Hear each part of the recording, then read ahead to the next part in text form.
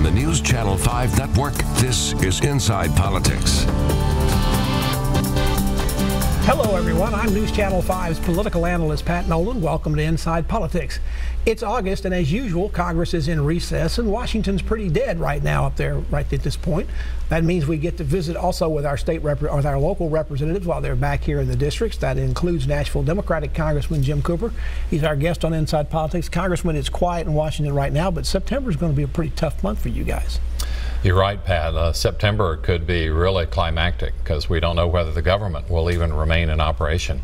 Now, the latest CBS News poll shows that 86% of the people they surveyed don't think Congress has gotten anything done this year. They just think it's been, I guess that's about a 14% approval rating, and it might be less of that because some people might not have an opinion, but what's that all about? I mean, that sounds like it's completely fallen. But we've talked before about Congress having problems, but nothing probably this bad. Well, Pat, I'd say the public is exactly right. The public's usually right. And on this issue, Congress doing nothing, they're completely right. With Republican majorities in the House and the Senate, a Republican in the White House, Republicans control the Supreme Court, you would think they would be able to get a lot done. But so far, they haven't been able to find majorities to get things passed. Well, it's interesting you say the public is usually right about this. That poll also says that and this is even among Republicans, that while they're frustrated with what's going on up there, they say by a 2-to-1 margin, they blame the Democrats for a lot of that. They think that the failure is because you're not offering an agenda of your own either. So what about that? I mean, the Republicans aren't getting theirs done, but your party doesn't seem to have an agenda right now other than anti-Trump. Well, first remember that we run by majority rule in America, and that Republicans have the majority, so the first blame should go to them. Now, I'm a blue dog Democrat, so I try to get along with everybody. I try to look where the good ideas are, regardless of who thought them up. I think they're right that Democrats needed more of a positive agenda. Trump has provided so much entertainment and so much confusion and sometimes chaos that just following his daily tweets has been amazing.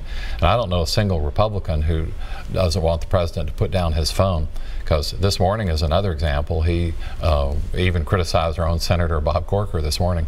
He's been spending most of August attacking his fellow Republicans, not Democrats. So this is kind of an amazing world where you have a civil war within the Republican Party. Now, the public may be further frustrated because this CBS poll also indicates that they all want the Congress to come back and deal with the health care issue. But I'm afraid the calendar is going to insist that you have to take care of the budget and you have to take care of the debt level, because both of those are in situations where if Congress doesn't act in the month of September, the government could shut down.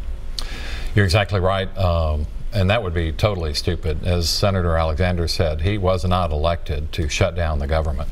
Any business should have continuous operations. You can have debates, and ideally we should have compromises, solve problems.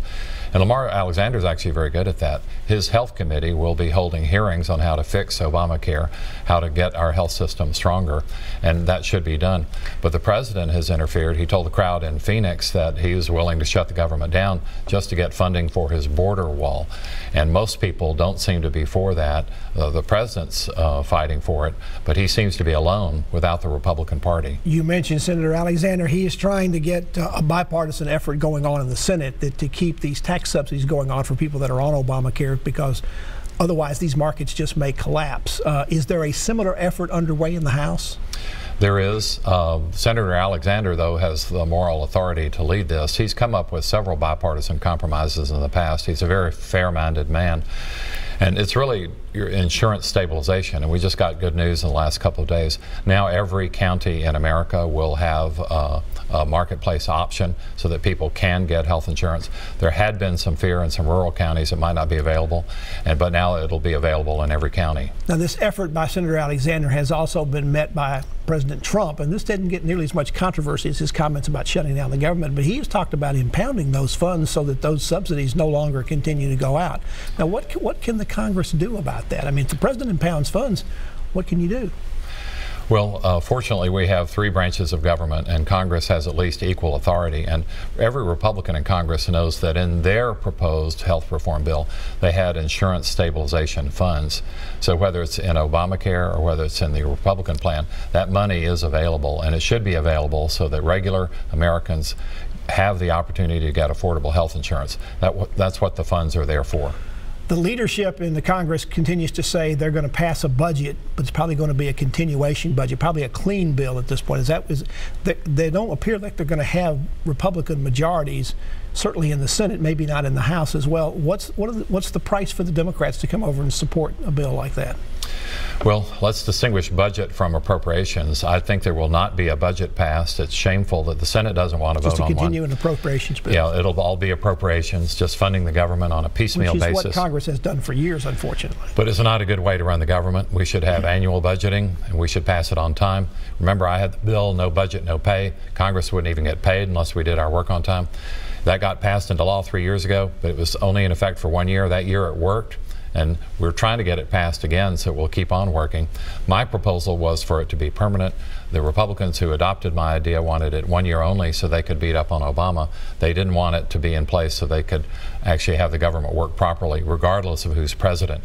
And I think it's an idea that should be put forward and passed for every president. Let me ask this question. Let's just say that Congress passes an appropriations bill that does not include any funds for the Mexican wall that the president says he wants to have, or he may consider shutting down the government. What if he vetoes that budget? Then does that then shut the government down? And what does Congress do? Are you going to pass the appropriations bill by veto-proof majorities like you did with the things being done to put in penalties against Russia and Iran and North Korea? Well, for President Trump to veto a bill passed by a Republican Congress would be not only a self-inflicted wound, it might be political suicide, because that would be unheard of, to veto a bill passed really by his own party. Surely the president would pull back from the brink on that and not have such a self-inflicted wound. That would lead toward chaos in government and pretty much open fighting between the White House and Congress. It's already nearly there with his tweets against Mitch McConnell, Bob Corker, and others. But we need to calm these disputes. We need to start solving problems for America. Congressman Jim Cooper is our guest on Inside Politics. Back to continue our conversation with him after you watch these messages.